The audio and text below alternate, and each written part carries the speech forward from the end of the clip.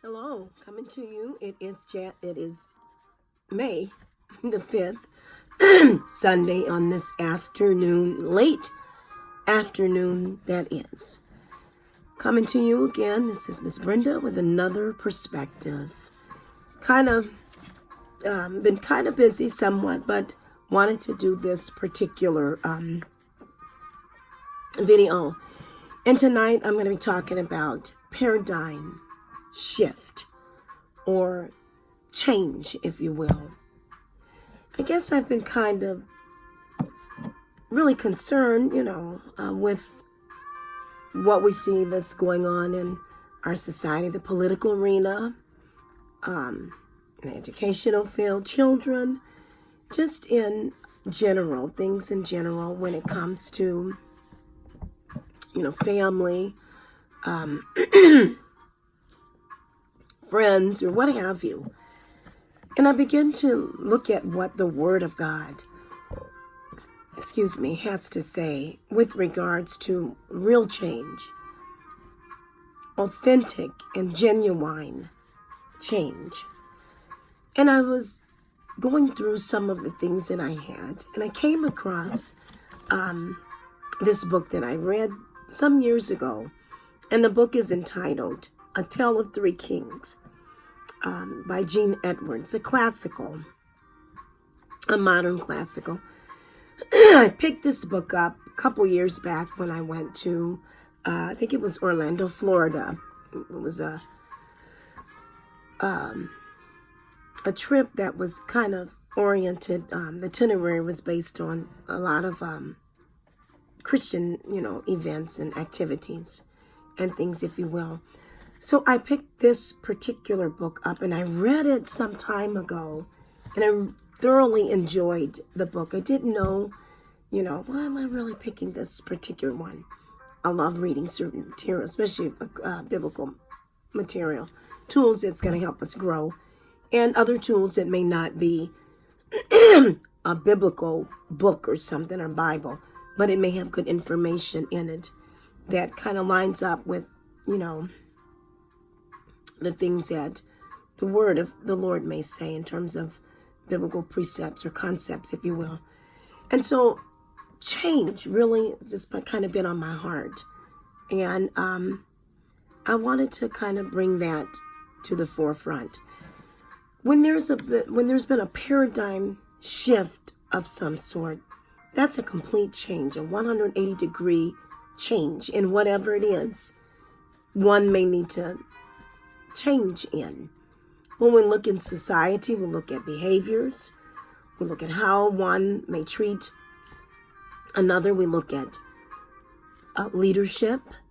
You can look in every domain and see the different behaviors, if you will, that are not always pleasing. And we can look at our institutions, our colleges, universities, if you will, big major businesses, organizations, if you will.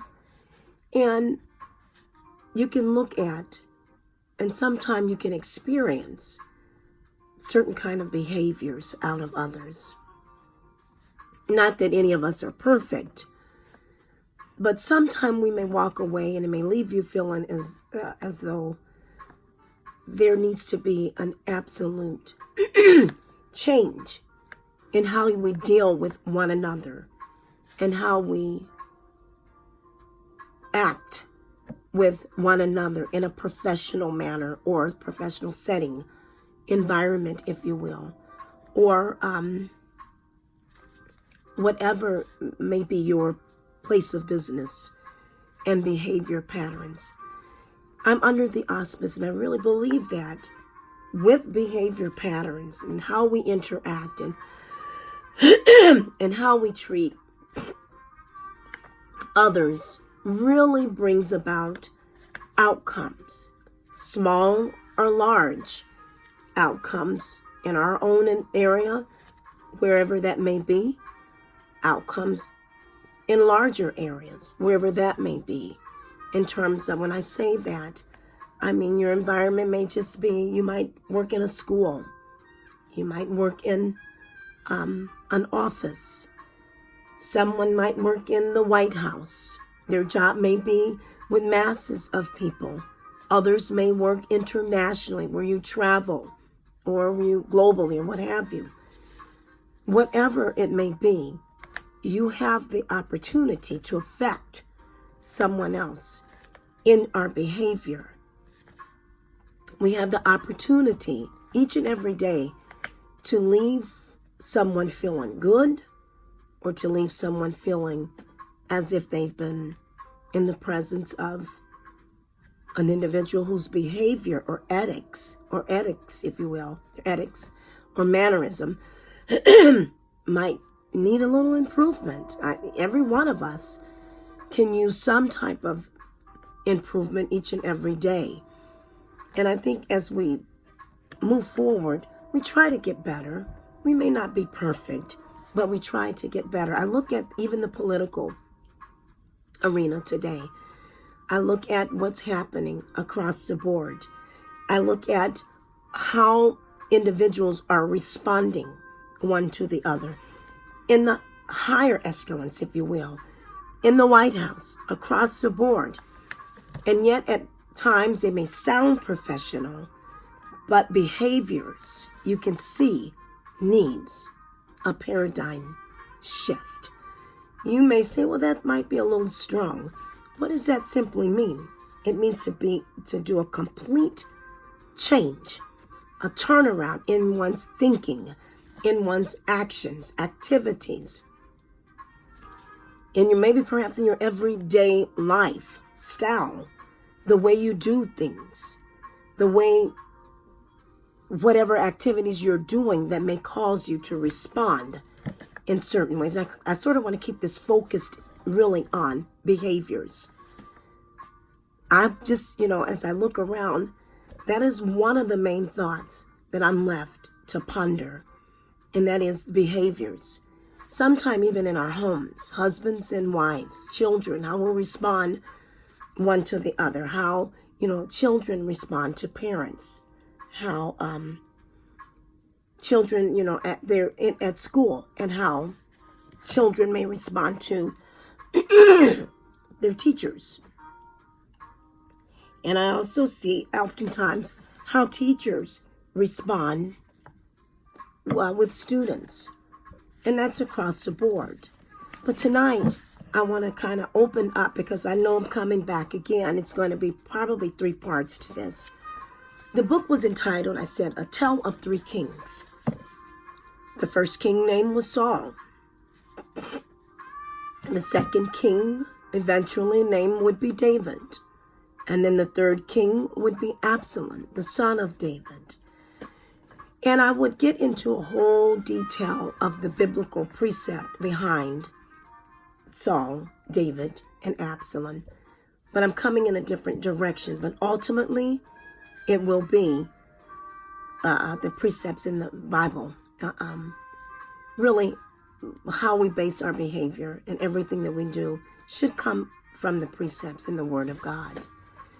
Well, in the beginning, Saul was an individual that the people had chosen. And I won't get into the whole gamut in terms of 1st, 2nd Chronicles, 1st, 2nd Kings, and all of that, because we could be here forever. This could be a 20-part, never get done in a year's time. Well, David was a younger gentleman that eventually would stand in the stead of Saul. And then, of course, Absalom was the son of David. He would eventually come down the line, but he would come in the most cruel way that one could imagine. So you want to say, well, where are you going with this? Let me read for a few minutes. Paradigm shift. It is the concept that was identified by an American physicist. He was a philosopher. His name was Thomas Kuhn, I believe it was, a fundamental change in the basic concept of an experiment or practice, which was a science discipline, if you will. Well, that came from this gentleman that came up with what was known as a paradigm shift. And then we just kind of use that same terminology, if you will, when we talk about a total paradigm shift in one's heart, in one's mind, behavior. I said that to say if you look around today in society and all of the different activities, sometimes good, positive, but the negative, you see the across the board, the negative outcomes of different things. And I begin to say, people's heart, there needs to be a change. And sometimes you get these results because our attitude, how we think about others, how we feel about, others, the way we respond on our jobs. And I begin to say it doesn't matter how much education one might attain, if you will, if your heart hasn't changed, what difference would it make? You might make a little more income. You might have a status. It might open up certain doors for you. But if your heart hasn't changed or has not, what good are we? How are we impacting things around us, people around us? What impact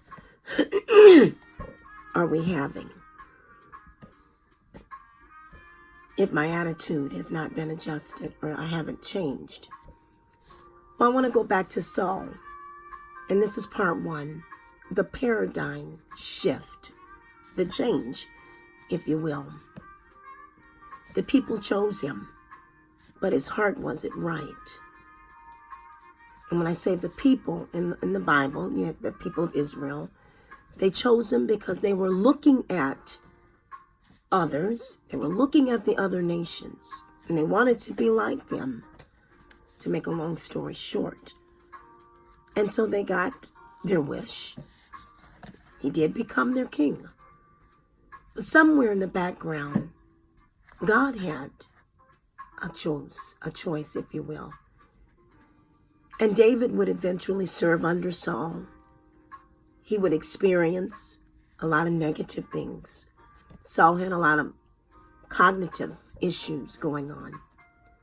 But the Lord would allow David, as a young man in the Bible, to sit under him, to learn. And David was not perfect as he became older and did some things that were not pleasing. But there's evidence in the Bible.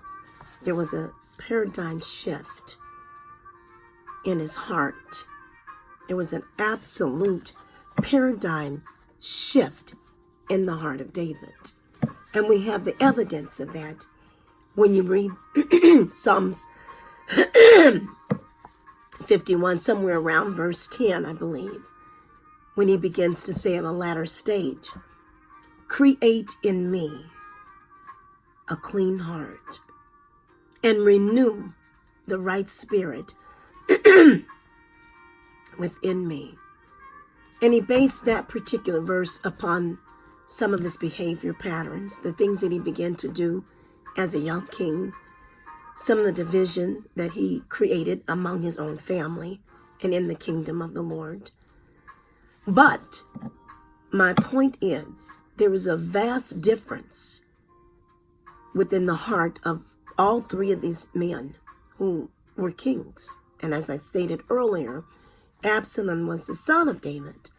He would eventually become king, but in the worst way. And as I stated beforehand, Saul was king, that he was chosen by the people. And I'm saying that to say, if I look at that and analyze, even in the political arena, we choose people, we choose our leaders, we choose our presidents, we choose people every day in different parties, in terms of business, organization, political.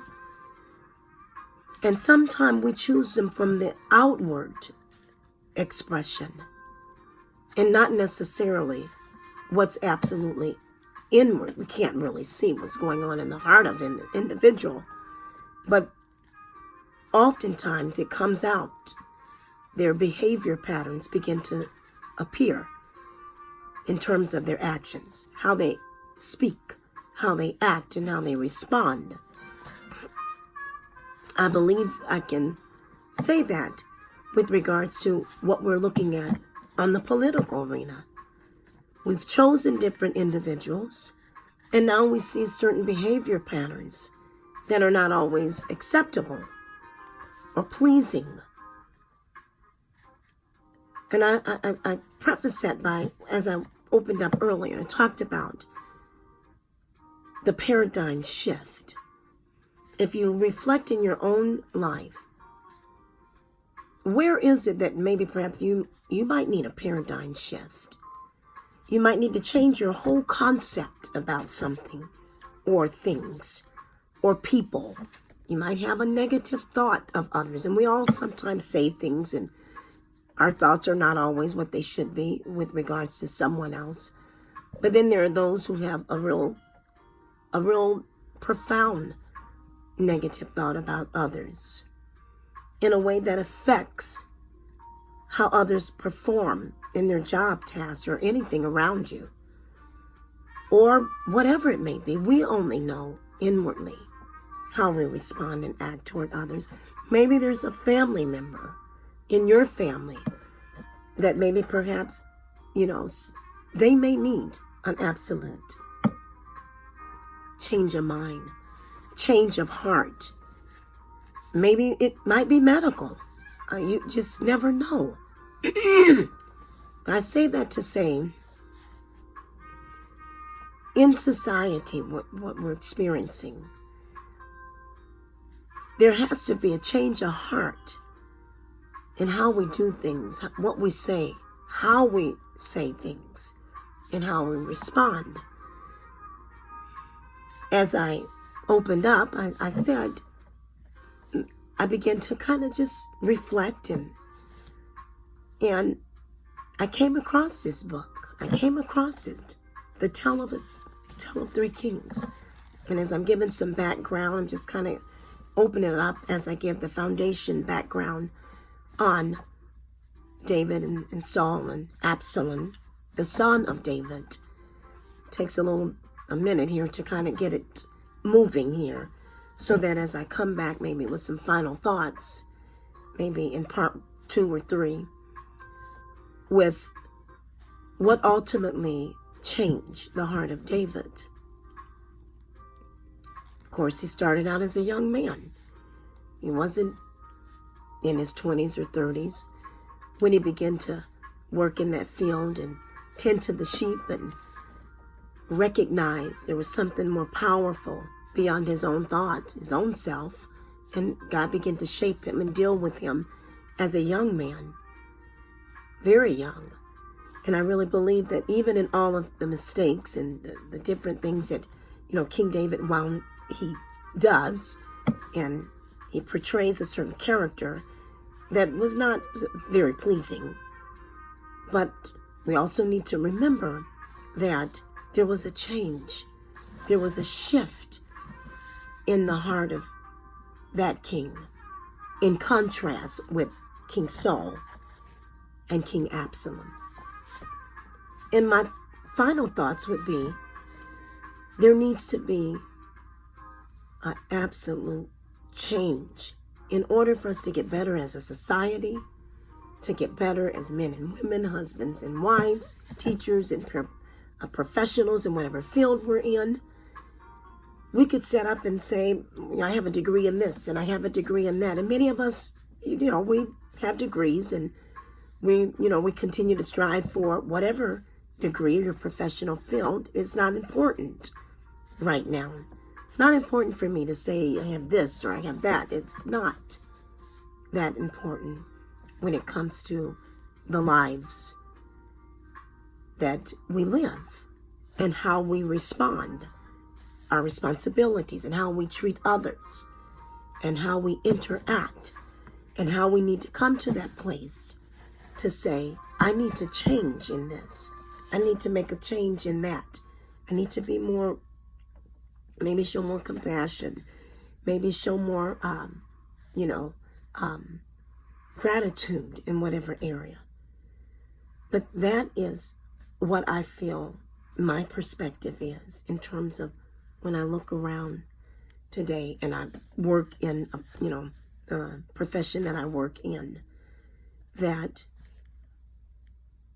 it would be wonderful if that paradigm shift could take place in our hearts today, in the heart. And I wanted to get to Psalms 51, but I won't necessarily read all of it. But I want to say that eventually King David got to that place where he said, "Create in me a clean heart and renew the right spirit in me." And I really believe you might have your religion and whatever it might be. You might believe differently from me or whomever. But I really believe that it starts in our heart. And as we look at the word change, what does that mean? It means that you're changing from one thing, or one way that you've done something, and you're doing it a different way. And hopefully it's a better way. And so as if one were to read 1 2 Chronicles, 1 2 Kings, if they were to read the Psalms, you could see clearly the change that came over the life of King David, as opposed to some of his earlier on activities and behavior patterns. But as I move further, lifestyles, behavior, character, all of that makes a difference as we're moving forward, as we're experiencing daily the things that we experience. How do we treat someone else? How is my character? Am I getting better? Do I need to have that paradigm shift? Doing something different than the way I did it before, but I'm doing it better? I just want to leave that thought as I bring forth this part 1 tonight of absolute change in our hearts. Because I believe that when we change for the better, our society totally as a whole becomes healthier, becomes more vital, more vibrant. It becomes more productive in every area and domain that relates to life. And so I kind of want to leave that. I don't want to go too further, because then time is late. It is Sunday. It's been a wonderful day of worship and service. It is, it was a time of, fellowship and just time of reflection, as I always try to do, especially not just on Sundays, but throughout the course of the week. Try to do better, try to be more responsive to my family, and those around me, to loved ones, friends, or whomever. Try to understand a little bit better than what I understood yesterday. Try to do a little bit better today than what I did on yesterday. And try to change my heart and mind about something that I may not have been so positive about, that I'm changing so that I can be. If I was negative about that, I want to bring about a difference in that area. So I'll be back. I'd like for you to subscribe. Again, I'd like to have that dialogue and some interaction there. And hopefully I'll be leaving some information as we move forward continually with some of the resources that I'm using, the material with the names of different authors and different articles, and if you will, that I use. But tonight it was some article and then the book that I gave you the name of, the A Tale of Three Kings, Gene Edwards, and then some non-script. I just came right forward. But I wanted to leave that tonight So as you move forward during your week, think about, where do I need to change? Where do I need an absolute paradigm shift in what I do, how I talk to others, my business dealings, my absolute behavior? Is it authentic? Is it upright? Is it fair? Am I unfair in some ways in how I treat others? Am I biased with some and mean or cruel or with others? Do I treat others the same as I would this group? Am I showing respect of persons? So these are the things that we need to begin to think about and begin to reflect how we can make it better for others and ourselves so that we're in a productive environment. May it be the hospital, school, whatever business organization, whatever it might be. We have that responsibility to make it better for ourselves and others, especially for those who live among us or with us, our families, in our presence every day. We're not perfect, but we're living for the King. If you're a born-again Christian, you strive every day to be right, to do right by others. So certainly, I'd like to leave that on the heart of believers. And for those who just simply want to do right and to be fair and to have a change of heart. And so tonight, this is Miss Brenda with another perspective coming to you. May the 5th, this Sunday, beautiful late afternoon. And I hope that you have a wonderful, wonderful rest of tonight. And we'll talk again. Again, this is Miss Brenda with another perspective. Think of that thing that you need to change in. And maybe perhaps a total paradigm shift. And do that to make the difference to those around you. Good night. And we'll be talking again. This is Miss Brenda with another perspective.